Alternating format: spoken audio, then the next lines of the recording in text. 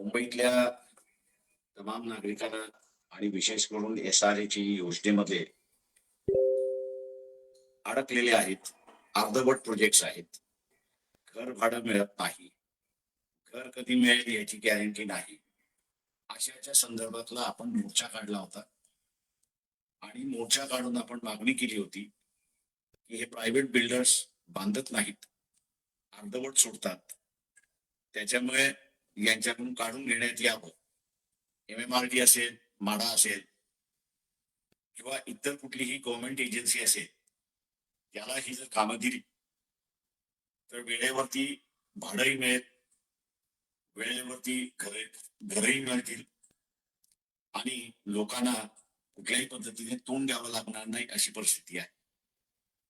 आपली ही मागणी शासनाने मान्य केली, त्या पद्धतीने GRही काढला, परंतु कुठली योजना कुठल्या खात्याला द्यायची, कुठल्या ऑर्गनायझेशनला द्यायचं याचा अजून निर्णय झालेला नाही. माझं तमाम SRAचा मतदार जो आहे त्याला आव्हान आहे की यावेळेस वंचित बहुजन आघाडीच्या पाठीमागे आपण उभं राहिलात, मतदान केलं तर या प्रश्नाला आपण तडीच जाऊ शकतो अशी असणारी परिस्थिती आहे.